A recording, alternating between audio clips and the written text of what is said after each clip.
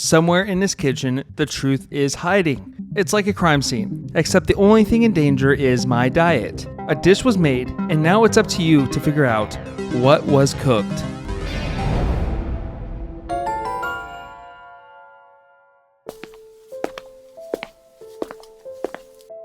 At least someone's getting their vitamins.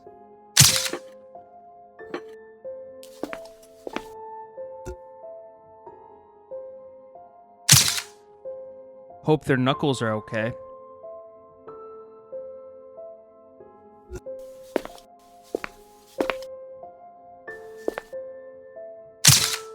Someone's trying to attract ants.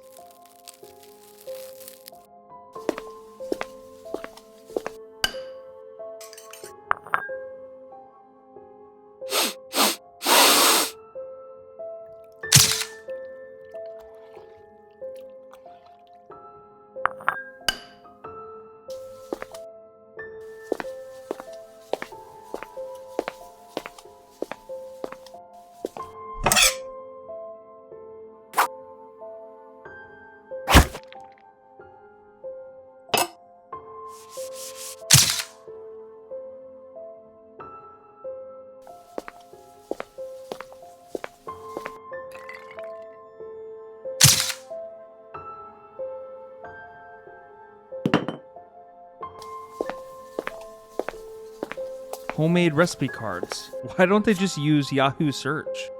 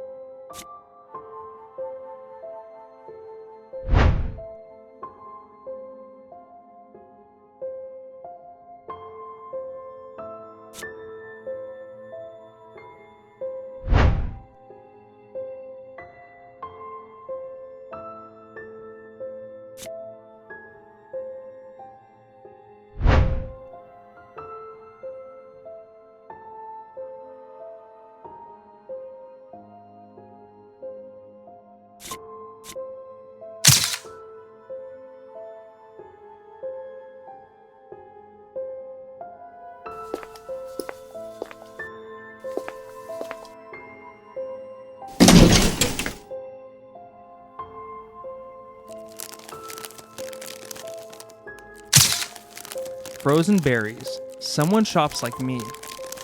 Now I'm very suspicious.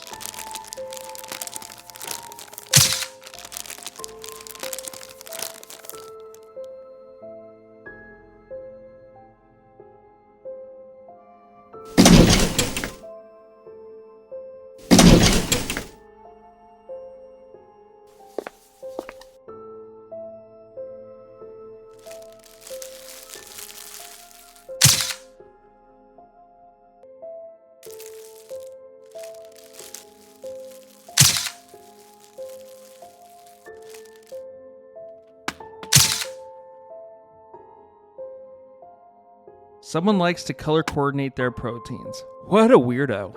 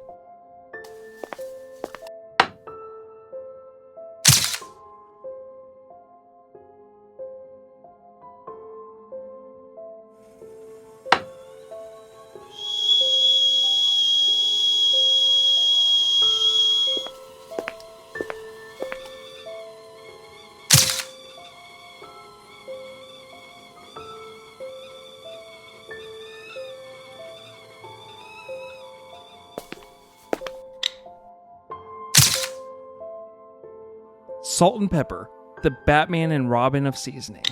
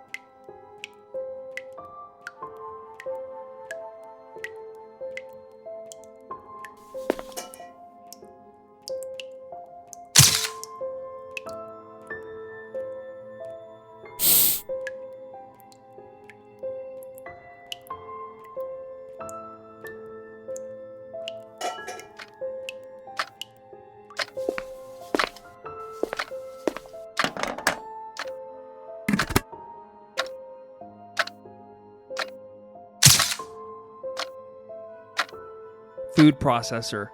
Could have been chopping, pureeing, or hiding something.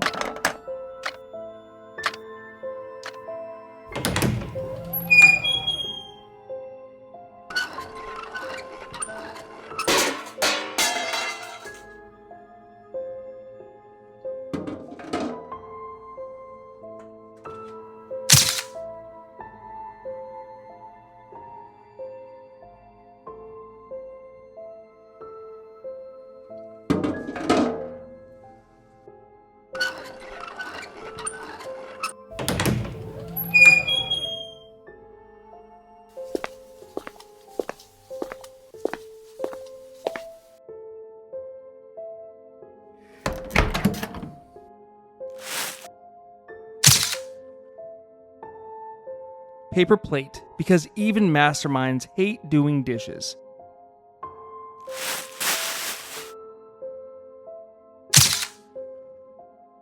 One lonely cabbage leaf. Somebody's on a diet.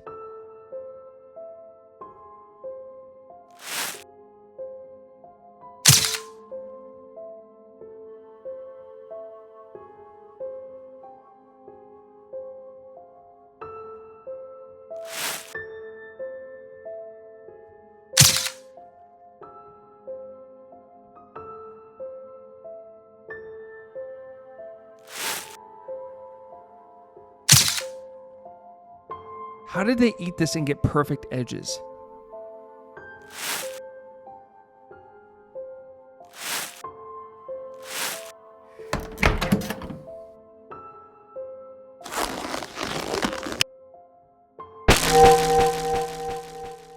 So, how'd you do?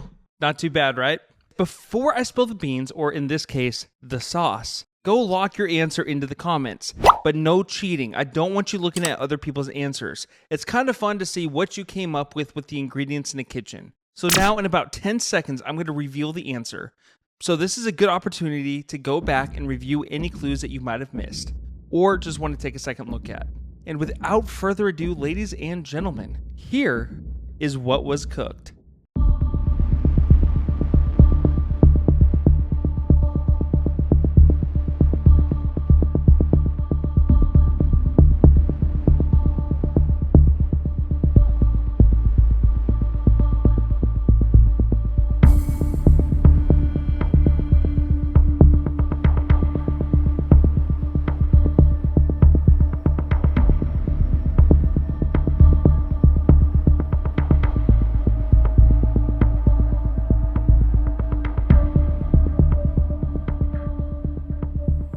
Here are the clues that should have led you to a bone-in pork chop with a pineapple chili glaze on top of an apple coleslaw.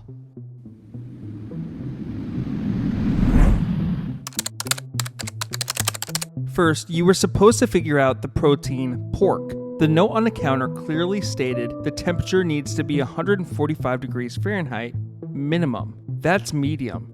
Immediately, we can cancel out chicken because that needs to cook to 165 degrees Fahrenheit.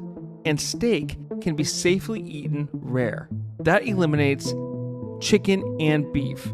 This leaves fish and pork as options. In the fridge, we saw 3 plates, all color coordinated with proteins associated with them. Red for beef, yellow for chicken, and blue for fish. The pink plate in the trash hinted that the color was associated with the protein used.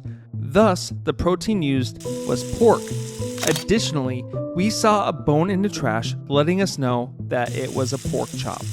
Many clues left around the kitchen showed us the cooking method. First, the dirty griddle lets us know the pork was first seared. Then the roasting tray and the meat probe told us the story that it was finished in the oven. Next, the base, the coleslaw.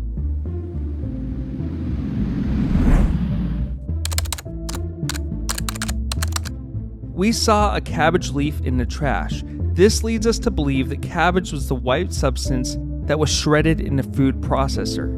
With the apple core having straight edges, we can conclude that it wasn't eaten as is, it was chopped. We also saw a parsley wrapper in the trash, letting us know that the herb used on the cutting board was parsley. Then we saw grated carrots and a vinaigrette on the kitchen island. All of these ingredients came together in a dirty bowl in the sink, where we saw evidence of cabbage, carrots, apple, parsley, and a vinaigrette. This formed the apple coleslaw. 4 recipe cards were seen by the cookbooks. You just had to figure out which glaze was used for the recipes.